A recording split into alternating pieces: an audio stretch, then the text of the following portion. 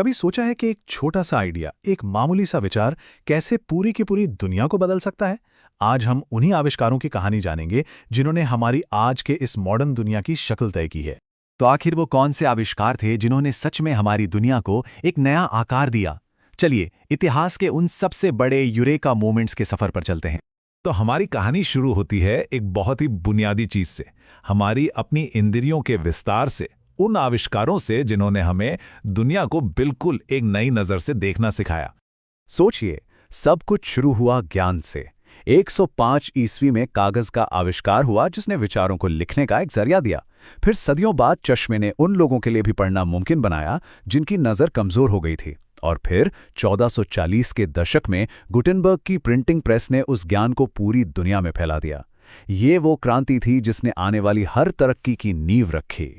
और कमाल की बात देखिए, एक ही दौर में इंसान ने दो बिल्कुल अलग अलग दुनियाओं में झांकना सीख लिया। एक तरफ गैलीलियो ने अपनी दूरबीन से सितारों को देखा और ब्रह्मांड को लेकर हमारी पूरी समझ ही बदल दी। और ठीक उसी समय ल्यूवेनहॉक ने अपने माइक्रोस्कोप से नीचे देखा और छोटे छोटे जीवों की एक पूरी अनदेखी दुनिया खोज निकाली। एक ने देखा अनंत विशाल को तो दूसरे ने अनंत सूक्ष्म को। और फिर इंसान ने कुछ ऐसा किया जो किसी ने सोचा भी नहीं था। उसने वक्त को ही कैद कर लिया। जैसा कि इसके आविष्कारक ने कहा था, इसी साधारण से डिब्बे से मैंने दुनिया की पहली तस्वीर खींची। इतिहास में पहली बार एक पल हमेशा के लिए अमर हो गया था। तो इस पहले हिस्से का सार ये है कि इन आविष्कारों ने हमें सिर्फ बेहतर देखना नहीं सिखाया, बल्कि हमारी दुनिया की परिभाषा ही बड़ी कर दी।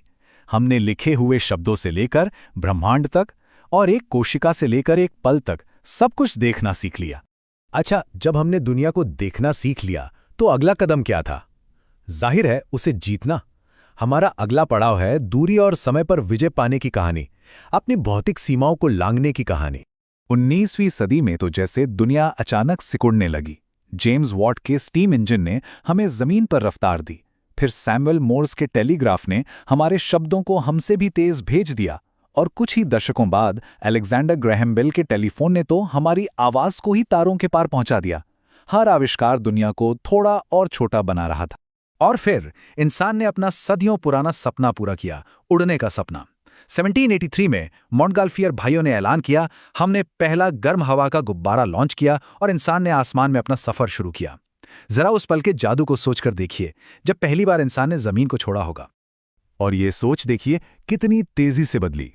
एक सदी से भी कम वक्त में 1903 में राइट ब्रदर्स ने कहा, आसमान अब हमारी दुनिया बन गया है। ये सिर्फ आसमान में एक सफर नहीं था, ये आसमान पर महारत हासिल करने का ऐलान था। अब रफ्तार के साथ साथ इंसान ने वक्त को भी खरीदना सीख लिया, मतलब जिंदगी का वक्त।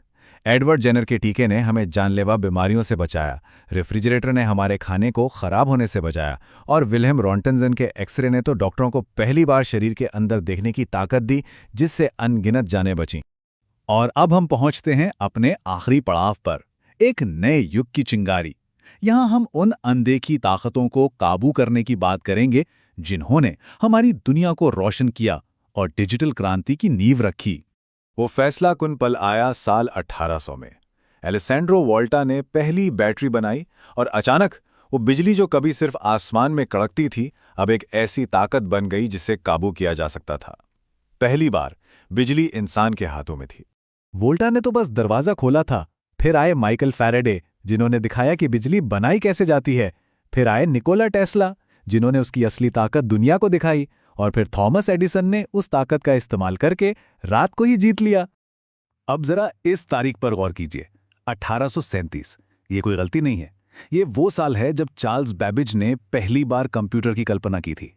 सोचिए, हमारी डिजिटल दुनिया का सपना भाप के इंजन वाले जमाने में ही देख लिया गया था।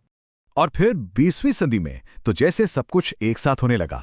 हेलीकॉप्टर से हमने आसमान में उड़ने का तरीका बदला, टेलीविजन से हमने जानकारी देखने का तरीका बदला, ऑप्टिकल डिस्क से डेटा स्टोर करने का तरीका बदला और पहले एटीएम के साथ हमने पैसों तक पहुंचने का तरीका भी बदल दिया। मीडिया, डेटा, पैसा, सब कुछ डिजिटल होने की राह पर। तो आखिर में समझने वाली बात यह है कि कोई भी आविष्कार अकेला नहीं होता। हर एक आविष्कार आने वाले आविष्कार के लिए एक सीढ़ी बनता है। ये सदियों से चली आ रही एक सामूहिक कोशिश है, जहां हर नई पीढ़ी पिछली पीढ़ी के कंधों पर खड़ी होकर आगे बढ़ती है। तो ये सब हमें एक आखिरी सवाल पर लाकर छोड़ देता है। अगली सीढ़ी कौन सी होगी? अगला वो कौन सा आविष्कार होगा जो हमारी दुनिया को ठीक वैसे ही बदल देगा जैसे इन सब ने बदला है? अगर इतिहास ने हमें कुछ सिखाया है तो वो ये कि इसका जवाब शायद हमारी कल्पना से भी परे हो सकता है।